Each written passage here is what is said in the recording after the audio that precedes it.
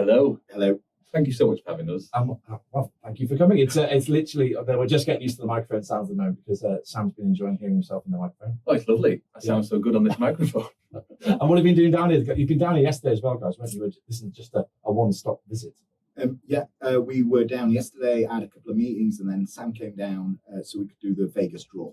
The Vegas draw. We've got to talk about it. I saw it on social last night. So, explain what's going on, Sam, before people wonder what we're talking about. So anyone that follows Airship and Toggle might see that we do quite a lot of marketing, and we try and keep it quite fun. And it usually comes out of Dan's brain, or one of our team has a smart idea that sounds ridiculous and then comes to life quite quickly.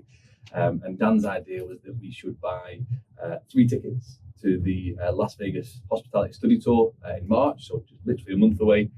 Myself and Dan are going with 30 other operators, and the idea was to give the other one away to anyone in hospitality who wanted to join us.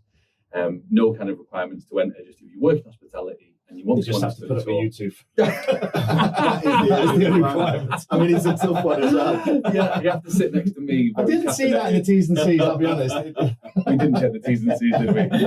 What T's and C's? But we did the draw last night. We had like half the hospitality sector entered, it felt like. And then a young lady called Olga, who was a GM from Tequila Mockingbird, got a FaceTime call last night. And it was wonderful. And it's so lovely to do these sort of things. And this one's for you, Olga. Yeah. Amazing. Okay. Amazing. That might turn off soon.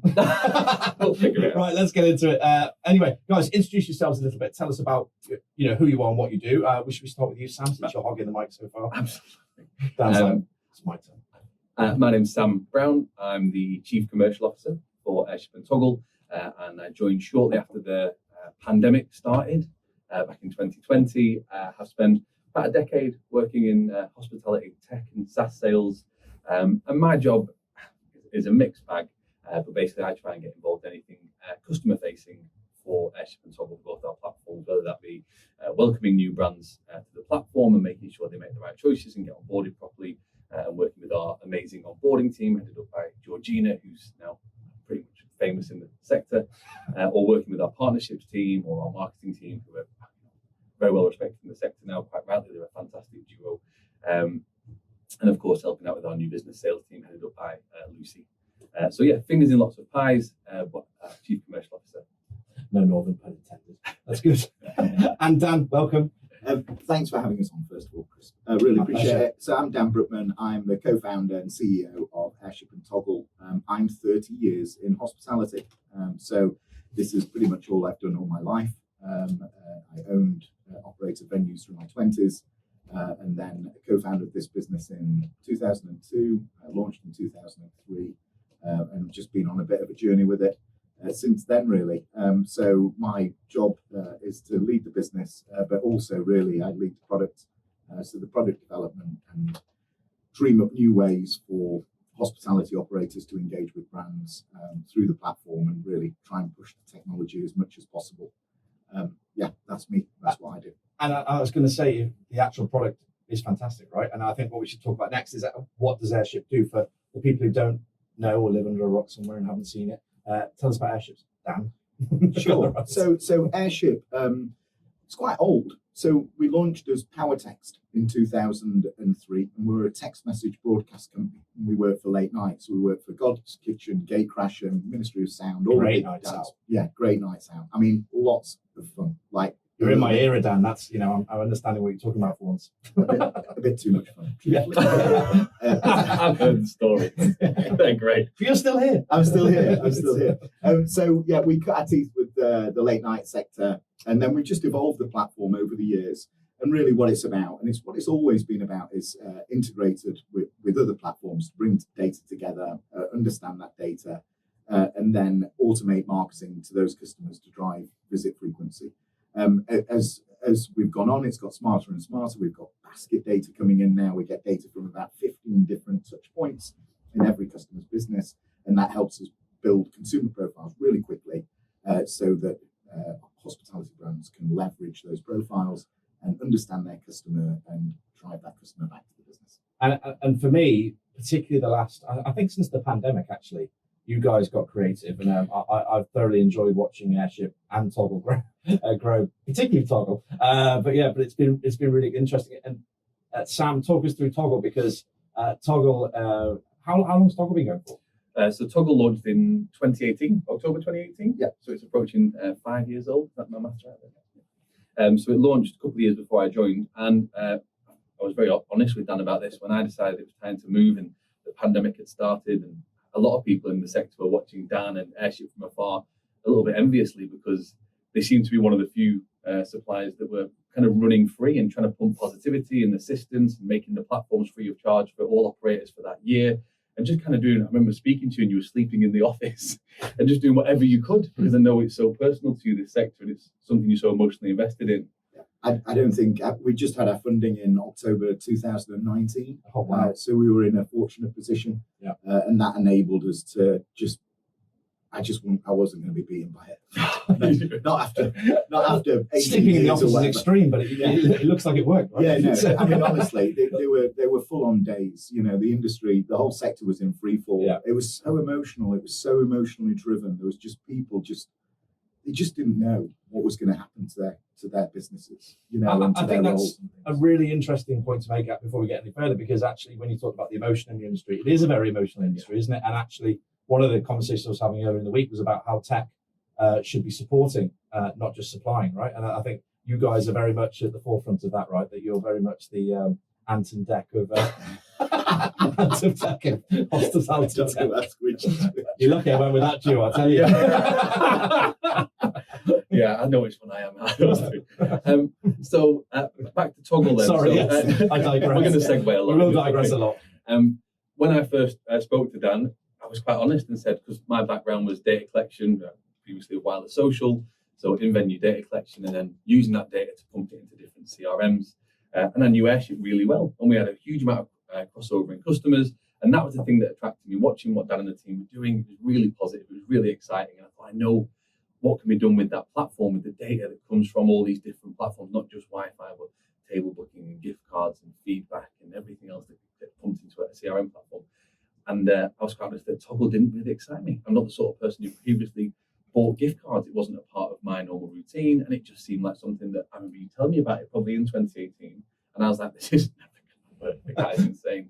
And when I landed, very quickly became aware that Toggle was the younger, more nimble, more exciting platform, and Airship was this huge, powerful, complex, intelligent beast. That's probably why you introduced Airship and I introduced Toggle. I was going to say, we found our lanes. Because Toggle is just this very nimble platform that can be set up quickly, it can work for anyone, you don't have to be a tech genius to do it, and it unlocks this incredibly efficient new source of revenue for venues. So for anyone that doesn't know Toggle, it came out of a conversation with one of our long-standing customers in Living Ventures, the guys that birthed Alchemist and Gusto and New World Trading, everyone, lots of famous brands. Basically Manchester. Yes, the North, basically. We worked with them to help improve. We, Dan and the team prior to my arrival, helped to build this new gifting platform, which evolved into Toggle.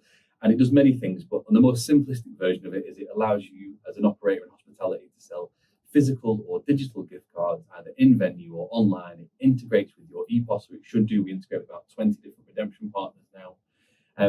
And it massively increases the revenue channels. So some of our customers now class their Toggle shop as an additional unit. I mean, Ego, I'm sure they won't mind us sharing. They class Toggle as their X, the 24th or whatever number venue, because the revenue generated is so significant. And it's not just gift cards. You can now sell prepaid experiences through it. So people selling afternoon tea experiences or Father's Day experiences or brewery tours or cocktail masterclasses. As you got longer into that list, I was getting more excited. It gets more and more fun. You started at tea and ended with cocktails. I think like last year we did £22 million worth of gift card sales. £22 million. Do you know what it's like? It's because remember when delivery came along, obviously everyone was like, "Oh, it will never work," and you're stealing everyone's money. Go away. And then obviously we're here where we are. We're 5-10 years down the line, but it is a new revenue stream, right? It's something that people may have experienced in their own personal life buying. I think remember we're old enough to remember. I'm not pointing at you, Sam. We're old enough to remember like the W.H. Smith's gift card or the M&S voucher. Book.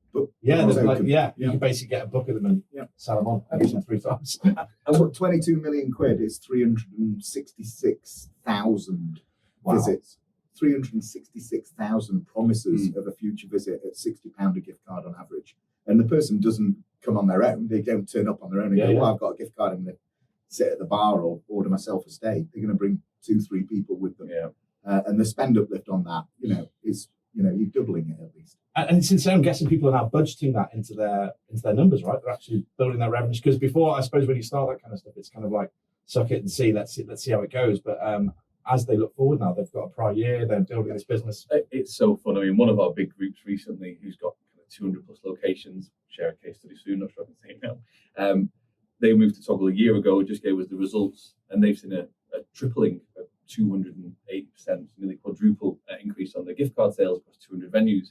And it's not just gift cards. So people are gifting experiences. It's hospitality commerce. Can we swear on this podcast? Yeah, I just have to click a box that says explicit when I send it out. It's the wanky name we've given it. It's hospitality commerce. It's not a wanky name. My mission is for hospitality operators to have an online presence. So if you go to Brewhouse and Kitchen, it doesn't say gift cards, it says shop. Yeah. They sell beer kegs, they sell like the rest of the world, right? Like all the other industries. Why should we be any different? And I think are the brands innovating? And they must be for products because a lot of people listen and go, oh well, I can't really do that. I only sell fish and chips, for instance. How do I get onto Toggle? What can I do?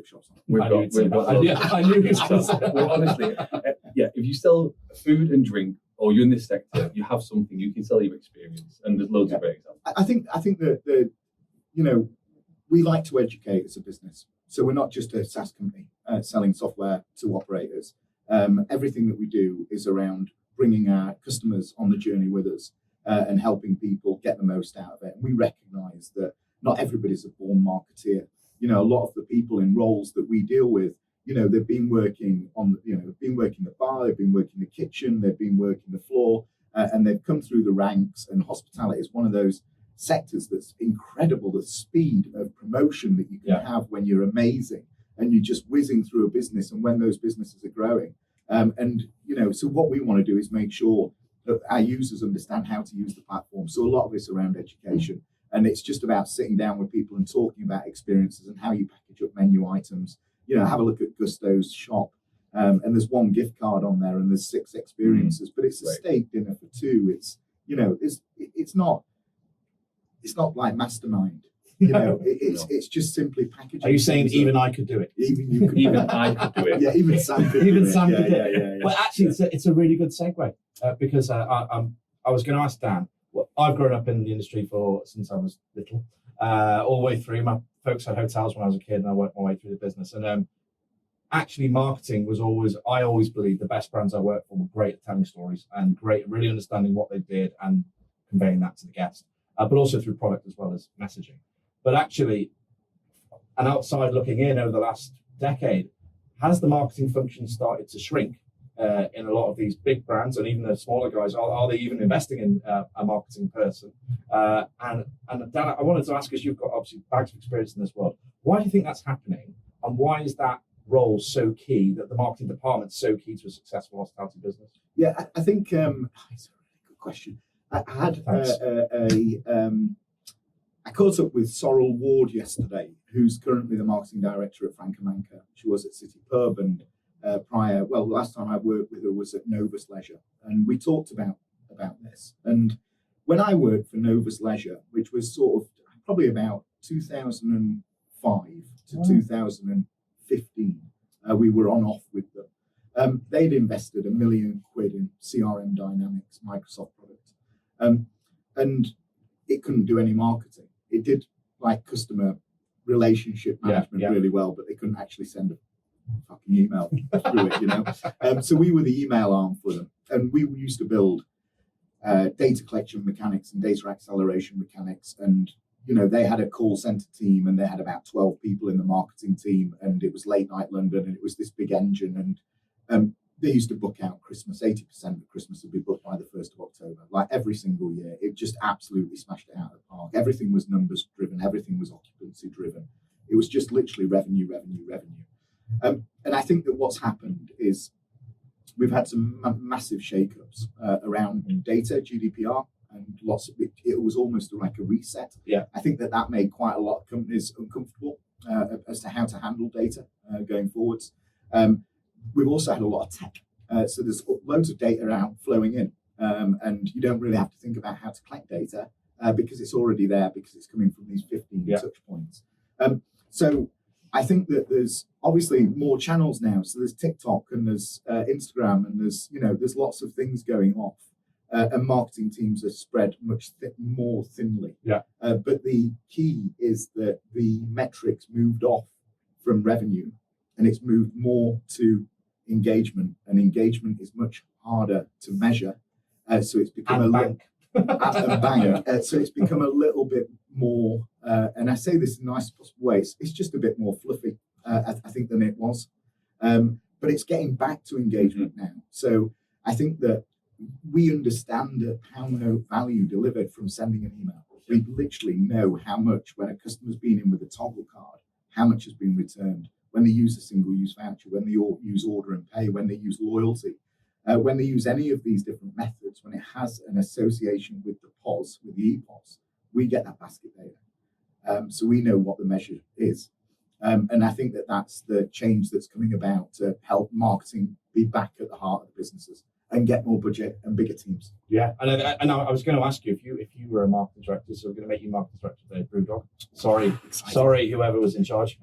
Dan's just taken over. We've got another ticket to give away for you. Just expensive. And I think he's bringing Sam with him. What goals would you set your marketing team? So if you're using Airship properly, I imagine, as a marketing director. God, it's so obvious. But what goals would you set, or was that your only goal? Buy Airship. Yeah, I think first of all I'd buy Airship. And twice. Yeah, twice. I think I would. It's got to be conversion and also occupancy. The pre-booked side of, well, certainly this side here. It's got a lot of space in it. It's got a lot of activities in it. It's got it's a great opportunity. So I think that's what I would be looking at. So literally engagement and conversion. What's the conversion rate? Love it. And it's not just restaurants, right, Sam? Leaning over to you, it's because the whole industry, it was the reason we love this industry. It's so diverse, so complex. There's hotels, actually in this one building there's bowling, podcasting, event space.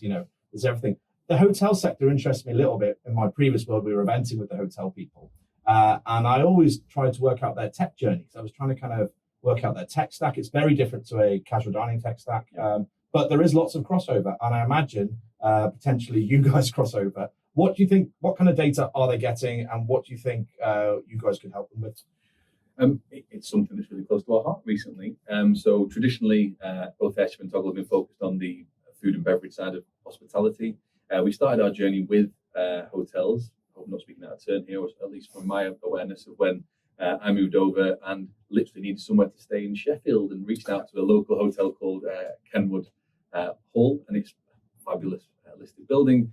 And we spoke to them and said, can we do a deal with you guys? And we started to write Airship and Toggle in exchange for me being able to stay there. And our team grew, as you do. Another way you do business. And then our team grew, and we got staff all over the country, and we needed more accommodation. They've got 9 hotels, and we have a fantastic relationship with them. I didn't sign that I was going to say, Kenwood Hotel sounds quite nice. It's lovely. I'm sure there's other ones available. Yeah. Shout out to Aiden and the team there. Yeah. Regular listeners. So that was kind of the start of our journey, and then we started to understand, as you said, that the tech stack's very different. So the EPOS that they regularly use, or they have room booking rather than table booking, of course, and different little nuances with the suppliers they use. And that was something that started our journey. And now fast forward to 2.5 years, we have 30 or 40 really exciting hotel brands that use Airship and Toggle really well. People like Molly's and Village Hotels and all of the inns within, Shepherd Neame and the likes. There's a huge variety of accommodation providers that now use Airship and Toggle. A couple of things we've learned on the way, because we've been doing it over, learning on the job for 2 years, and we're loving broaching the hotel sector and the accommodation space. And we brought in a team headed up by Holly on our side to look at that specifically. And my perception, for what little experience I have, is I think they've had a harder job of it in accommodation compared to F&B hospitality. Was it good? Yeah. It was your best side. Yeah, so I think they've had it tough because from what I understand, the quantity and quality of data that they've had access to has not been as good as hospitality, where if you walk in somewhere like here, you can log into the Wi-Fi, you can book a table, you can give a gift card, you can leave feedback, you can go in the photo booth, you can use the order and pay app, you can do any manner of these things. Yeah. And the footfall that you're getting per square meter in somewhere like this, for example, is huge. Whereas where we've just been, I've got, I don't know maths, 3 square meters all to myself for 48 hours. Yeah. And you only get the lead booker's contact details. And you'll get the person that books the restaurant if they do, or they're probably going to come downstairs already in the building. So the data is not as available as it is in hospitality, is my belief. But also people like the OTAs have not made life easy. So people like booking.com, who are a necessary evil and do a phenomenal job. But again, I know that they are bittersweet from all of the hotel and accommodation providers that we work with, because they don't openly share the personal data of the customer. So the gold dust there is, if Chris books at Sam's motel, please don't. Never going to. The hygiene rating would be poor. Yeah. Poor. Sounds like Chris's cafe. But yeah. Fun factor, high. Yeah, Hygiene, low. Yeah, we're here for a good time, not a long time at Sam's motel. It's okay, I'm thinking about it. So if you came in and you booked through booking.com, the goal just for me is I need to get your contact details, and then everything else. I need to know as much about you as I can. So I need to know your email address, your mobile number, your date of birth. All this information will be priceless to me, but the OTAs don't make it easy. And also on top of that, the platforms historically, again, as far as we can tell, have been split. There's not been a huge amount of integration between the different tech providers that work in the hotel world for whatever reason, unlike perhaps, say, hospitality as we know it in the F&B side of things now, where your Wi-Fi company will speak to your CRM, will speak to your gift card provider, will speak to your feedback provider, your order and pay. We all integrate. I bet all the people you have on this podcast, 99% of the time, our platforms integrate with each other, or they should do, or they're going to soon, because our responsibility is to give these people the ability to do more with their data. One of those biggest integrations we've done, and a company we've become very good friends with, is a company called HLS, who the listeners will probably have heard of, which is a high-level software. And they specialize in room bookings within the hotel space. And what happens now is the booking.com booking will come through, or the OTAs are available, and then we allow them, through our relationship with HLS, to manage to capture that individual contact details and then suck it into Airship, so that we now know that Chris actually is your email address, your date of birth, your phone number, and then we can use that to trigger an email out on your birthday 30 days before that has a gift card in saying, hey, here's a free bottle of Prosecco when you arrive within 30 days of your birthday, or insert your drink of choice that you filled in a form on your Wi-Fi provider. So I think what may have happened is that possibly some of the teams in accommodation aren't aware of what's now possible, not in terms of having an integrated tech ecosystem, having tech suppliers who support you in terms of the innovation we spoke about. It's not rocket science, but if you don't know it exists, it might as well be invisible. And I actually think that working with we work with some of the quite like luxury end, and when we did Rooms 101, and their understanding of tech, without being too offensive, one particular chap who runs a very, very well-known prestigious hotel said to me, tech will never save us. And I kind of get what he's all about service. Yeah. That hotel people are very, and I know hospitality dining people, all those guys should be as well, but hotel is service, right? They're very much in that format, and I think sometimes they see some of the barriers through the connecting all the piece of tech that it becomes, I don't know, I think maybe it's a bit of a legacy thing. I mean, I find it amazing when you go into a hotel and you've pre-booked and everything's done, and then you get to the desk and they still pull out a piece of paper. Last night. Literally, I mean, it's like, what are we doing here? And you know what, you're so tired, aren't you? And it's just that I always think of pain points in dining out or whatever you do. You always think, where can I make the pain less for the customer? And that point in the hotel, everybody says, when I check in, especially if you're a business traveler in the week, you're often had a full day, or you just want to go and sit in your room, say hello to your missus and go to bed, or go out and have a drink at Sam's hotel, whatever it's called. It's a motel rather than a hotel. Yes, it really is. Cheap. But I'm not going to go into the song. But anyway, but then when you get there, and it's the little card. It's still the little card. And it feels like we're stuck in a bit of a time warp there. With I think Molly's Diner and Village Hotels, when you check in there, you go to check in, it pings you a gift card, pings you a Toggle gift card to spend in the restaurant. Of course it does. Automatically, it just pings through, and it expires at the end of your stay. Wow. If you've not used it, and it's just trying to drive business back within the businesses. And they're checking actually, because I stayed at the Village in shout out to Bromber and the Wirral when I went to see Mum and Dad a few months ago. And their check-in was absolutely seamless. I think it was digital. We didn't even see the person at the desk. They're good. And Molly's, they won an award for their tech stack, which they said very similar. But it doesn't have to be complicated. The gentleman you spoke to is right. Tech's not going to save them, but it's supposed to support them. He said before, we're not just suppliers. We should be supporting. We should be enabling them. Yeah. Even the guys at Tap and Run, Harry, who's a great guy and very selfless. That will burn down. I think it's due to reopen soon. Yeah. And good luck to them. They just have one very simple automated journey that just says before someone's birthday, automatically send them an email saying happy birthday. Here's a Toggle gift card for a bottle of Prosecco. We'd love to see you. And they can then track if that was redeemed, what the uplift was in the till. And I know Dan spoke with the guys recently, and they could track it for one automated email that no one touched. The data got sucked in, it got the birthday, it fired out the email, the gift card was created, it redeemed through their EPOS. They generated an extra £13,000 worth of sales in 1 year in one venue, lifting 0 fingers. And one journey. For one automated journey. Lifting 0 fingers. Yeah. I love that. And that's the beauty. 0 fingers were lifted. So tech did not save them, and it never will. But it enabled them to create this new experience for someone's birthday. It felt personalised, and it was a nice experience. And you said they brought in their family and friends. They spent a lot of money. Yeah, no, and I think when you were talking about the data before, Deliveroo were doing a similar thing, right? With like Booking.com, they own the data. You are at their behest. You're at their service. And I remember talking to Vic Searle a while ago, and we were talking about how brands are really starting to wrestle back that control and kind of. And so they should. Really, yeah, I've Deliveroo, Uber Eats. They should all share the data. They should give the consumer the opportunity to. Surely it adds more power to the whole thing, right? It really does. It's the whole I understand where they're going. It's a data business, right? And that's where they're dining out on. See what I did? Yeah, we need more sound effects. I got the first one, they are literally owning all of that, and they are savvy. Operators are savvy, and although they might be under pressure, one thing that I was speaking to an operator yesterday, that she was saying to me that actually tech is on my horizon. Like I really need to do some stuff. I really need to fix some problems I've got. But the reality for me is at the moment is opening the doors and getting people to work. Yeah, and I think sometimes for our side of the fence or your side of the fence, I suppose, hearing that sometimes you get that reality check. You're like, you know what? Yes, we are here to supply a fantastic product and enable them, but also they have a million other problems. Absolutely. Yeah. And on that, you're traveling around a lot. Today you're in London. They went to a show last night. Did you go to the show? We did. You did go. Yeah. What did you go and see? We went to see Life on the Edge. No, Life in the Sky.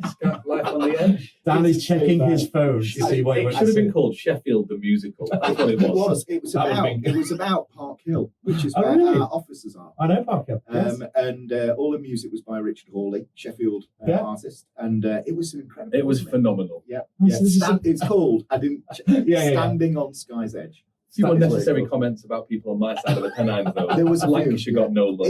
It's a tragic love story spanning the life of the flats. So from 1960s, where they moved the slums from the streets. Are rock and roll superstars. I had a little cry at the end. Come down to London. Well, Sam's having a dry year. So Sam's having a dry year. A dry year. Yeah, and I'm helping out with that by taking him places where we can't readily get alcohol. Do you know if you get 2 bottles of alcohol free and pull them into a pint glass, it costs twice as much as a pint? I'm supporting hospitality twice as much as both of you two. That's good. Yeah. Well, I'll carry on doing my thing. So on that point, I wish I'd never asked that question. Our problems in hospitality, I say this a lot on the podcast, are evergreen, right? They never really go away. They just kind of reshape and reform like a Harry Potter thing into something else, right? And what is the one thing that keeps you up at night that you keep smashing you in the face when you're going to meet customers? What is the one problem you keep seeing? Just time, the time that they have to actually sit down and implement things. My big angst is Airship charges a flat price per location per month, no matter the volume of data, no matter the volume of emails, whatever. It's a fixed price. And it's always been that way. We've never charged anything different because my belief is that people shouldn't be penalised, discouraged, spanked. Yeah, spanked. People shouldn't be penalised for success, basically. I missed my button then. Yeah. I'd be surprised if there's a spank sound effect on there. If there's not, there should be. I'll make one. So I think it's just time. It's how we build. Like Airship's an old beast. And we're improving it and building on it and making it more usable all the time and coming up with ways that enabled our customers to easily set things up. But I think that they've got squeezed budgets, they're smaller teams, they don't have expertise across every single subject because there's so many subjects. Yeah, I mean, it's, Vic Searle's marketing group, you read the questions in there that are coming up.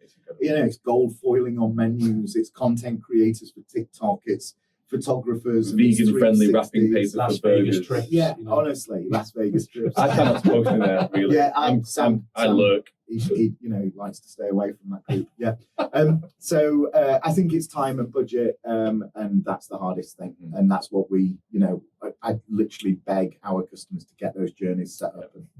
And Very similar. I mean, we had a product day in Manchester last week where 20 of our customers came, and they were all comparing and almost like one-upping each other how many different tech platforms they have login details for. And they're like, how many do you log into each morning? I log into 6. Wow. And I have to remember 6 different passwords, and I have to learn 6 different platforms, and I have to have 6 different teams that I work with. And you just realize when you see that alongside everything Dan just mentioned, and actually being usually 1 or 2 men and women teams trying to do amazing things and really fun things to these incredible brands, they're also learning how to use 6 different tech platforms. So the thing for me, the problem is the time, and they need tech suppliers. I'm not saying we're perfect all the time. We can be much better at it, but we're trying to enable them that they can understand the platform, set it up, and then it does 80% of the work for them. We're not going to save them. We're supposed to support them. And we should make it so that they can have these things happening that are on brand, that are with their own tone of voice, just happening in the background based on the tech decisions they've made, so they can go and do the rest of their job, which is no mean feat. Time and education and just support from the experts who made these platforms and know what they're doing. I totally. It's the reason I do the podcast, right? The reason I speak to people who build the tech rather than and just so people can really get to the crux of why you did it. What are you doing? What's your journey look like? And we're doing an event in May actually called Tech Stacked, and we're basically having a load of copyrighted. It's a great name. We're going to have a load of tech suppliers on stage, and we're literally going to talk about tech stack in hospitality. We're going to be really obvious. That's what we're doing. No more fluff. Yeah. No more. We're literally going to say this is what you require from the start of your journey to the end. Yeah. All these guys work together. So as you said, a lot of you guys all API into each other, all work together. Yeah. And it's really about getting everyone in a room and really doing a big education piece. Because you're right. I mean, I am really shit at keeping passwords, right? I am embarrassingly bad. Like I just changed phones, and I'm not joking, I had to relog into 20 apps. And my normal password, which is my son's name, all you fraudsters out there. Yeah. And my sort code is. I've got 3, so get me now. But like literally, it's horrific. And I know a friend of mine who runs a fairly large casual dining brand is as bad with passwords. This sounds ridiculous, but that's the level you're at. There are passwords. Yeah, I know. I'll send you a link. It'll be great. It'll change the day. Maybe I should go and take a tech stack and just. Maybe I'm the lowest level of education there is. I think, yeah. Yes. That's me. That's what you use me for. If Sam can figure his way around it, it's ready for market. That's it. Yeah. That is the litmus test. You're the test. Yeah. Right, good. Right, and I wanted to get on some marketing emails because I spoke about them in a previous podcast, and I always think of 2 things when I receive one. One, how the hell did I get this? Why did I get this? And 2, why am I bothered? Am I bothered? Why would I bother responding or doing something? And I think I've probably got 2, Nike, Apple, and there's a jeans company in West Wales called Hewitt Denim. And they have an amazing leadership. They do leadership workshops, podcasts, all this kind of stuff, which I follow intensely, which John Mason introduced me to, and they are brilliant. But they are the 3 things I'll click through. I don't get any airship. I do actually. I just started getting them actually last week. That must be Holly. But I get airship emails. Through this kitchen shout out. Yeah. But yeah, why? What is the real benefit, and what do you see coming out of businesses that are doing it really well? What's the big value to it? So I think firstly, if you're getting emails that you're thinking, why did I get this? Then that's spam. Yeah. And that's very different to signing up for something and receiving emails and engaging with a brand. Yeah, okay. Very true. Obviously, spam still exists, more in the B2B world than the B2C world. Yes. And GDPR, it had a part to play, but actually it's been a bit of a slippery slope since then. Do you know what? Sorry to interrupt, by the way. That's all right. Go for it. I haven't got an interrupt button. GDPR. Well, no, but you're completely right. It is spam 80% of the time. But what it could also be is there's so many people in this sector through no fault of their own where Chris might have signed up 18 months ago. And he just gets his first email now because they don't have an automated welcome journey line. Yeah, They don't that's have a an very good automated point, birthday journey. They don't have an anniversary birthday That's journey. why Sam's here. They don't have these things where Chris went to this wonderful, I went to Federal Cafe in Manchester yesterday in Deansgate. I had my first email from them today from Airship because I logged onto the Wi-Fi. And that's it now. It's part of my experience in my inbox. I'll get another email in a few days' time with an invite to go back in. I'll get a birthday journey. I'll get an anniversary journey. And I won't be surprised when I see them coming in 18 months' time. But Chris might, if the cafe he went to doesn't email him for a year and a half. Very much so. Yeah, very good. And I think that there's about 130 email messages to an inbox a day. A lot of brands are worried about sending too many and then don't send any. Yes. A lot of people are worried that their unsubscribe rate will go up when actually it won't. It will always be under 1%. I think, we did a campaign with Ego. And I say we did a campaign. Ego did a campaign. We didn't do anything. You enabled them. We enabled them. Yeah. And they use Toggle tactically as a business, which more people are doing. They've got a good engaged database, slightly older. Their value exchange, what they present to their customer when they sign up, is crystal clear. They get to collect the anniversary date from the customer or a special day, so they can remind them of that special day and give them something to entice them in. It's a really good customer experience, and this value exchange, the VX as we call it, is like absolutely critical. It brings all of that data together in a lovely framework, allows the marketing teams very simply to then follow it through. So that could be the delivery of automation, or it could be the Christmas showcase, or it could be Pancake Day, or whatever it might be. It's all a family, a friends, a club, a rewards, something that gives it purpose. So I was going to ask, though, you mentioned before, how often is there how many times you should email? Because I hear a lot of people say to me, as I've worked around marketing, people, it's like posting on social media, you only should do it 2 times a month or 3 times. Is there a rule, or does it just depend on what you do? There isn't a rule. But if you sign up for lots and lots of things, yes, sign up for Coat, sign up for Patisserie Valerie, sign up for Adidas, sign up for Nike, Levi's, lots of different brands. I sign up to loads and loads of stuff because I want to see frequency, and I want to see what their journeys look like. I believe that it should be at least 1 or 2 emails a week. They should be context-based, they should be personalized, and they should be targeted. It shouldn't be everybody because you'll fall foul of IP. Yes, it's segmented down to whatever group you're engaged customers. Yeah. And then I've not got this yet. I've not done it yet, but I think there should be 2 automations a week based on recency of visit, rewards, loyalty, feedback, welcome, birthday, anniversary, all of those different triggers, segmentation triggers, whatever it might be. It's really interesting. Because all you're doing is you're up against every other inbox, every other email in that inbox. Yeah. And people aren't unsubscribing. All they're doing is scanning. Just scan through. Because they scan their message. It's very rare that I inboxes. actually will go and click the new Apple unsubscribe thing. Absolutely. Yeah. And I think you're up against Amazon, and you're up against Now TV and Netflix and every other brand that you've, The Guardian, everything you've engaged with. You give me more credit than it's worth. The Daily Star. But you're up against everybody else. And customers don't mind. They don't mind. Okay. Yeah. No, That's interesting. Very true. Tell us about the results. So, We're talking about the campaign. So Ego sent out an email to an engaged list. Not all of their database, a decent proportion of their database. They got a 55% open rate, which is a good open rate. Open rates are less important nowadays because of the Apple privacy update. So obviously everybody's seen their open rates go up. So that was 55%. Generally, it's between about 38 and that sort of 48 sort of percent on a straight broadcast, a campaign broadcast. They only had a 2% click through, but this was very specific, this email. It was doing a flash sale on a gift card. The gift card value was £60, but it was costing the customer £50. It was only live for 3 days. They generated £72,000 worth of revenue from that one email. So it was worth about £17 per click, that email. And, there's one good example of email marketing to drive revenue. Wow. I mean, That's insane. It's mad. We send 49 million emails a month. I mean, you asked me what my job is. My job is to get people out into hospitality. That's my job. Yeah. Wow, that's insane. I'm still getting over that. Well, just because, if you're an operator listening, that it's gold dust, right? A new revenue, finding losing a customer is really easy, actually.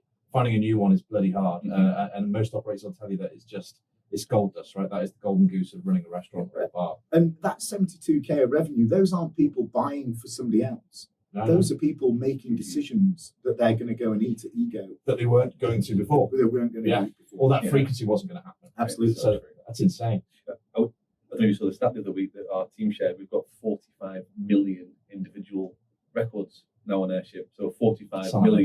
my dad's got 45 million. The button, come on. So there's data on Airship now for 45 million individuals. Wow. And they're being marketed to by customers. They should be. And someone said something recently that really stuck with me out of our team, which is if you're not marketing to your customers on their birthday, then your competitors are. They're getting an email, they're getting a text message, they're seeing a social advert saying, "Hey, Chris, your birthday's coming up." Yeah. You're like us. We out a lot. We go. We socialize a lot. We have a lot of places that we would happily go to on our birthday or a special day or an occasion, and it only takes a little nudge from someone to Hickories, yeah. Oh, Hickory's open in my village, and it is never not full. In my village. In the village, in the sticks of Walmer Bridge, they opened in Hutton just down the road, and it is rammed, and it is great. I think the word nudge is really important in this, actually, because that's what I now understand after a very long chat with Vic. We were talking about, it was weird, we were emailing each other to book the podcast. And she said, if I hadn't sent you that little nudge the week before, we wouldn't have been doing this now. We'd be another 4 weeks, 6 weeks down the line. She goes, and that is a restaurant. She goes, that's the same thing. Unless I nudge you, you're not coming. Yeah. Because you've got other people to go and see, other friends to go and visit. Absolutely. So yeah, it's a really interesting way of looking at it. And just photography, I think a lot of people, again, a lot of brands, they think that it needs to be like a professional food photographer for that email content. And it doesn't really, you just need, Those photographers are making bank. I mean, literally, if you guys stop doing Airship and Toggle, go and become photographers, because look at that bloody WhatsApp group. Every day, anyone got a photographer? Yeah, I'll do it for $9 for a shot. I'm like, wow. And they're booked, they're in. Yeah. Although Dan Burns, the good-looking scouter from Natural Visits, Do they exist? he deserves it. He deserves it. Oh, he's a very good-looking scouter. He's got long hair. No. Oh. Proper northerner. Short. Yeah. Okay. Okay, we'll go moving quickly on. Right. So one of the things that I have loved watching is your unique marketing approach. Now, whether it was an approach or whether it's just you two doing what you do, but particularly Toggle, and it was just great fun, right? Watching you do what you do and some of the insane things you've been dressing up as. What's his name? I can't remember. Chico time. I haven't got a Chico button. I should have got a Chico button. We could have got him in. Yeah. Now I feel He's our third wheel most days. To be fair, we've only got 3 seats, so we can do that. Right. So, but how deliberate was it? Was it a plan? Because again, I think for learning, for people listening in and learning, because that's what it's all about, understanding that sometimes those things feel accidental, but it might be a deliberate approach, or it might have been accidental. What was it? Happy for me to Go for it. It was new for me as well. So I joined in 2020, and I talk a lot of shit, and I say a lot of ideas, and 8 out of 10 are rubbish, 2 out of 10 are quite good, I'd say. And so I arrived at Airship and Toggle, and Dan, I remember saying something outlandish on one of the first days, saying, we're going to do this. And I was like, this guy's crazy. I was like, this is exciting. We did it, and it got received well because it was different. And then I think I have, something along the lines of, let's pay Chico to do a cameo video about Toggle time because it sounds a bit like Chico time. And in previous roles, that sort of thing would be, no, right, next, what we're going to do Don't even bring that up. Yeah. And but within Airship and Toggle, the whole kind of ethos, and it's part just natural, and it's our personalities just coming out in the sector, and we're all very emotionally invested in the company and the sector, and it bleeds through our team, and it trickles down from Dan 100%. But if there were any guidelines, it would be have fun. Like, is the most important thing. Marketing is someone's opportunity to get an insight into your business and what you do and the personality of you and your team. And people aren't interested in sterile, transactional, factual stuff. People want a little bit of brightness in the day, and they want a little bit of fun and a little bit of excitement and a little bit of stupidity, because we all have the same routines, we all have our lives to go on with, and you see something a little bit silly and a little bit fun, and if it's also paired with a really important, serious message about improving your day and making your life easier, that's a really nice sandwich. Yep. And so Love the way it goes back to food. I love that. I'm not eating it. Oh, I had sausage and a pear. That was nice. It did have sausage. So a big thing for us is there's no stupid ideas. We're quite open about that Yep. internally. We have to involve the whole company at every opportunity. Everyone has to feel like they can just say stupid things. Our finance director, Alex, the other day said, snoggle by mistake before Valentine's Day. And that's it. We decided to rebrand the site and bring new designs. And Alex, that's really good. oh, yeah, she's great. Snoggle. And in a really thick Hull accent as well. Snoggle sounds funny. And A little bit dirty. and you have to build a team who love what they do and get excited by it. And that's key. It's easy to say in our position, we're blessed to have Dom and Dominica, who's our graphic designer, and Ben, who's our marketing manager. They joined us during the pandemic as Kickstarters, part of the government scheme on limited hours per week. And they've just grabbed the baton and sprinted with it. They're both exceptional talent. I mean, some of the things that we throw at Dominica and say, can we design this? And it's a scrap of paper with something stupid drawn it. And she makes these I think I beautiful saw that things. because you share that. And the other thing is you share a lot, right? We share a lot. Sam, I now know from the first 7 minutes of sitting in this room, Sam is obviously the photo social media hooer. So yeah, but like you share everything, don't you? Which I really like. I just think that integrity piece is really cool. Yeah, I think it's really important. Yeah. We share. We've got a product day today, so we've got about 25 customers coming, and the first thing we'll say is, hands up who's got a problem with any part of the platform. I wonder where you were going with that. We like to get things out in the open, whether it's good or bad. Yeah. But positivity, I think, and as Sam said, the fun. I don't know. This is my 14th company. So I've done lots of businesses since I was 20 years old, and Kissed a lot of frogs. kissed a lot of frogs. It's always been about fun. When I ran the businesses, when I ran my pubs, we did stage show quiz nights. We did tea dances. We did. It's a bit of a marketing dream, truthfully, as far as content is concerned. We had a website before websites. We were very marketing driven as a business. You do wonder though, if more people kind of just let go a little bit. And I know you have to have It's brand scary. standards. I get it, right? You have to have metrics and measures. But sometimes I wonder, just maybe show your personality a little bit more, because that's what I mean. Look at what happened with social media, right? That is all it is. People buying into other people, having a good time, or out having dinner, whatever they might be. Yeah, we train it into even our sales team right from the start. You'd be amazed how much people are attracted to you when you're just yourself. There's no better version of you than just being warts and all, vulnerable, for the world to see. Yeah, sure. And it's so much more freeing as an individual to be able to live that way and go, we fuck up. We've got things that we don't do well. We've got some things to do great. And we just, this is our personality that we try and get across.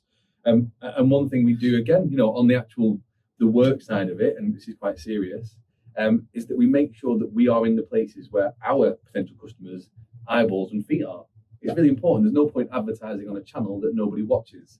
So we work really hard to get our social channels to have a lot of eyeballs on them. We make sure that we're all the events we can get to. We make sure that we do wonderful things like this with people that have great networks like yourself, Chris. Thanks. I was going to give myself a round of applause. Do it. Just press any button for me. I get a dopamine hit every before time. we do our end bit, I'm going to test the button. Okay. As well, because I'm scared of pressing the wrong one. But to translate, even team marketing, which started off this little kernel of a support group from Vic Searle, who's an amazing individual, and grew into this massive powerhouse of a platform. So for hospitality operators, I know they don't need me to tell them this, but where are your customers' eyeballs when they're not in your venue? It's on their social media, it's in their text message inbox, it's in their email inbox, it's in their Apple Wallet. Do you have a gift card saved in their Apple Wallet? So when they go to their card to pay for 4 alcohol-free beers at Spa, if it's me, I see my Honestburg gift card in there with 18 quid in, it's nudging me to drive a visit. You need to work really hard to make sure you're there. And if you don't have an automated journey set up, you've missed a chance. If you're not saved to the wallet, you've missed a chance. So that's really important on the non-fun side of it. Every day, make sure you're in front of their eyeballs.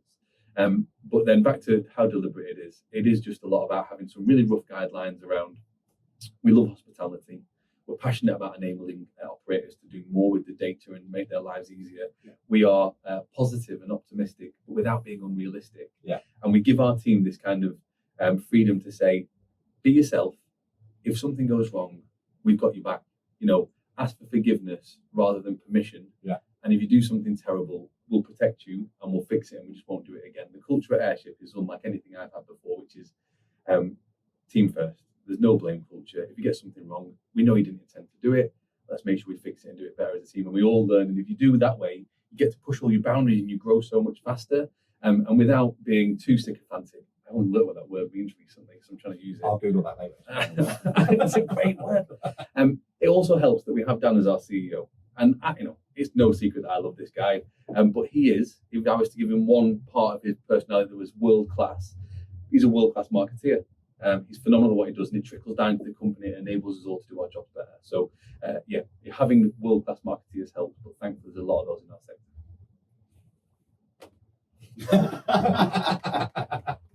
Oh dear. That goes on for too long. Thank you. I mean, literally feel like you've just delivered your speech for the end of the year conference. Look, I mean, we could probably do 2 hours here actually, but we've got to move on. And gifting actually, and you went. What's the conference you go to every year, Dan? Gift Card and Voucher Association. So I remember. I don't know why, but I remember commenting on a post of yours, maybe after the pandemic when you'd gone to that event. It was really you'd shared a couple of slides from the day, and it was mind blowing. Like when you were talking before, actually about what Toggle's numbers. How has it changed over the last 5 years? Like we likened the delivery before to the data that they're collecting. What has that sector been doing, and what is it going to do? I think the moment actually was during the pandemic when the school vouchers were served up as gift cards, and that it almost just turned the sector on its head because all of those existing integrations with Tesco's and Sainsbury's and the supermarkets and co-op were suddenly leveraged by the government to serve up vouchers to help families. Yeah. And that sector worked really quickly to make that happen. And they did it in a matter of days in some cases. Wow. And it was quite an amazing thing to see and to be on the periphery of, really. But I think the point is it's not just a gift card anymore. It's this, it's a stored value, it's a number associated with a customer. And it can be used for, we integrate with HGEM and feed it back to win back customers who have had a bad experience, or to reward customers who have fed back that they've had a great experience, because you know that by actually sending them a £10 gift card and driving a more frequent visit is going to make them a promoter, even more of a promoter. So we use a gift card in that scenario. We use a gift card in the B2B scenario. We've got Coat in Tesco. So Coat have their own gift card on the mall in Tesco. We integrate with Shopify and WooCommerce, so you can use a gift card from a hospitality brand to use in their e-commerce shop. It's just a very durable product, a very durable mechanic for marketing and for driving customer engagement. And I think that's the change. That sector in the UK is worth £7 billion. £7 billion. Hospitality don't even get a look in, really. It's insane. That. And the opportunity, I suppose, what you explained there is endless. Right Endless. Now. Yeah. And we're just scratching the surface. We've got 500 operators now using Toggle. Like 500 brands use Toggle to sell gift cards, physical and digital and everything. We've just done tickets. We're launching a product called Champions in about 2 weeks' time, which is just insane. It's insanely Go on, good. man. What does Champions do?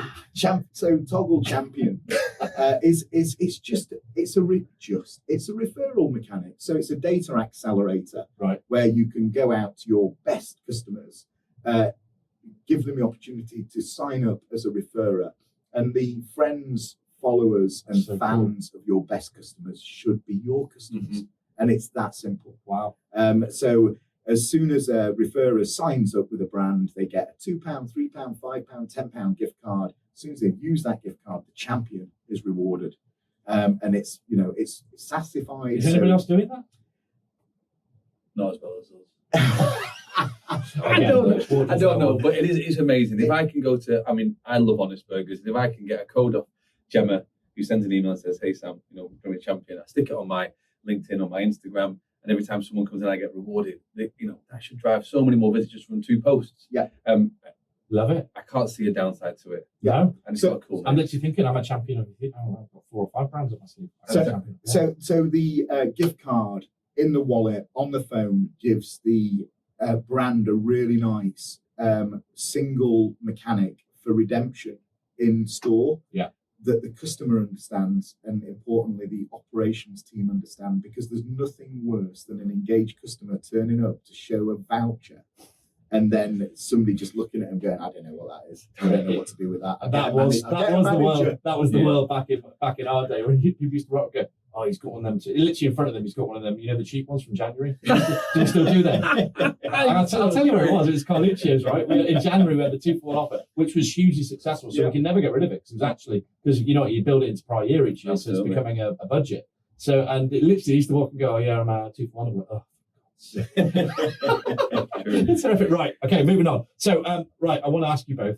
If I made you, because I have this power, the Prime Minister of Hospitality, what would be your manifesto for 23-24? Should we go to you, Sam, first? No. Okay. Good. Dan. As Boris Johnson said. Wow, he's the first time he's been mentioned on the podcast. Automate. I remember that. Yeah, do you remember? Sam's just walked off in a fridge as Dan's talking. For those not averse with British politics, it's a Boris Johnson thing. I think I people just got to get their journeys set up. Honestly, I don't care which platform you're using. I don't care which platform you're using. Just set up automated nudges, as Vic Sir would say. Yeah, nudges are the thing. And get those customers visiting more frequently, and don't miss those opportunities, because every day that passes by that you don't have a birthday email set up, you're just giving business away. I think she says leaving money on the table. Right? Leaving money on the table. And she's why would you refer to Vic? She'll be sitting there going, yes, I've integrated this whole podcast. But she's right. That's why she is right. That's why we keep talking about it. Yeah. Don't leave money on the table. Yeah, I think so. Automation and just operational excellence, nothing to do with us, but just operation. And it's so hard. It's so hard, with all of the pressures on recruitment and everything else. But just having those teams that just those little things that make a visit more special. A little acknowledgement, looking up the magic dust, right? All of that magic dust. I mean, that's what we do best, right? That's what the industry's always done better than everyone else. Absolutely. That magic, the moment you have there that you remember, you talk to your friends about the pub the day after, you're in again, right? But those magic moments. Go on, Sam. I ate in Dishoom yesterday in Manchester, and there's a reason they are where they are. The team could not. I left thinking, shit, I wish I was mates with that guy. He was so cool. Like, we shook hands. We hugged. Do you think he left thinking the same thing? I doubt it. I bet he thought, thank God that guy's left. But he was part of our meal. Yeah. He was there all the time. Wasn't too much. Wasn't too little. There's a reason they're so popular. And he was great. The girl that met us at the door was great. That's operational excellence. It's so tough to do, but those little things, it makes a massive difference. Love it. Look, you two are brilliant, and we could do a long time. But one of the things I did want to do was test your Mr. and Mrs. relationship. And as a quick fire round, and we're going to ask each of you 5 questions, and we're going to be as quick as we can. I'm just going to test my buttons for a second. Oh, nice. Oh, yeah, that's like that. That can set the tone. Okay. Okay, so here we go. This is the quick fire round. So, Sam, we're going to start with you. Okay. If the other one could turn into any animal, which would it be? We should have prepped for it. Dolphin. I think you'd like to be hairless all over. I was going to say bear. You want to be a bear? Yeah. Okay. Well, that's wrong. So you're wrong. Yeah. Okay. That sounds like a right answer. I need to learn my buttons better. Right, here we go. Question. Oh no, we need to ask it the way around. Okay. Dan, what about Sam? A squirrel, I think. No. A disease. Red or grey? Grey. The submissive one. Yeah. Great. Yeah. I'm the squirrel that gets murdered by the red ones. Yeah. Just like wandering around parks in London, little rappers and everything. Great. That's literally what I do for a job. Right. Okay. Dan, where is Sam's favourite? What? Where is the other person's favourite food? Oh yeah. Oh, it's a Greggs. What does that mean? It's a Greggs. Greggs. That's my favourite food. Yes. Good. Okay, Greggs is good. And what about Dan? Chicken wings. This man can I love clean. a chicken wing. I love His technique to clean a chicken wing, it's just bone. One go, just bone. I've never seen anyone do it. Sam, in which city did you first meet? Oh, I actually know this. Do you know it? I'm going to say London. Fuck off. No. You help me. It's a bit rude. I'm not even special to you, am I? We met in Cambridge Oh my God. at a conference. I think we must have met before. No, we didn't. I couldn't put up a stand. I was ready for a competitor, technically, and you helped me put the stand up. Oh, there we go. You were very Carry nice. over buttons. 5 years ago. Yeah, a long time Well, that ago. actually negates the next question, doesn't it? Because you now know where you met. Yeah, okay. Well, that's 1 point to me. Am I winning here, I assume? I'm not even sure what the I'm points 1-0 up. Dan, when is Sam's birthday? 25th of January. Yeah, that's true. Yeah. Very good. And Sam? I only know this because we went to Dan's 50th last weekend, Oh, that's just cheating. and it was a hell of a day. 11th of Feb. There we go. Great day. Very good. Right. Don't worry, there's only 2 more to go. Which was the other person's favourite marketing campaign you've done at Airship and Toggle? Dan. Best one was it's got to be Jetpack Santa because I actually agree on that. Yeah, that was good. It must have cost us 50 quid, and it was viral. Insane. It was a bit insane. Well, I mean, Toggle Time 2 was a hell of a day. I mean, the Chico- fact that there's a Toggle Time too. it was a Chico for a whole day. It was ridiculous. It was a film good fun. shoot, a crew, you act, lines, scripts. Yeah, very It was good. a lot of fun. Okay, good. This is the final question, and then we can let them leave. Who writes the best LinkedIn post, Sam? We can let the numbers tell us. We posted at the same time this morning, didn't we? Oh, did you? So unfair. Who's got the highest SSI score? No.